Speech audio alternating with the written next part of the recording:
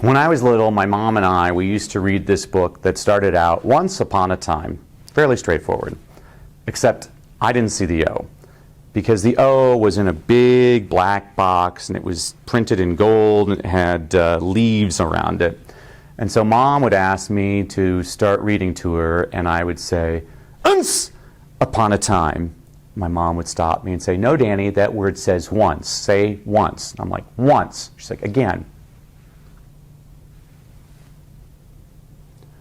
Once upon a time. And my mom would say, no, Danny, that word says once. Say once twice. I'm like, once, once. She's like, again.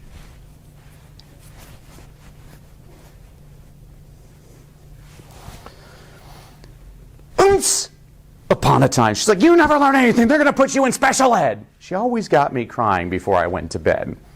Well, one day, a buddy came to my house to play. And for some reason, I took out this book. I guess I wanted to impress him with my reading skills. And I looked at the book and I said, Once upon a time. He looked at me and he said, hey, nincompoop, you see that weird shape in the black box with the leaves all over it? That's an O, silly. That word says once.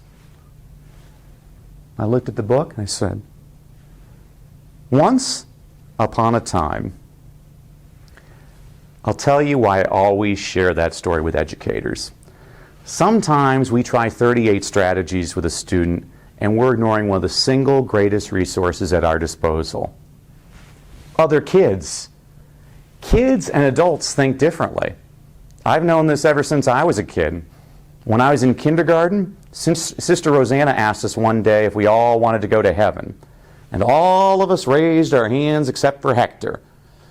And she looked at Hector and said, you don't want to go to heaven, Hector?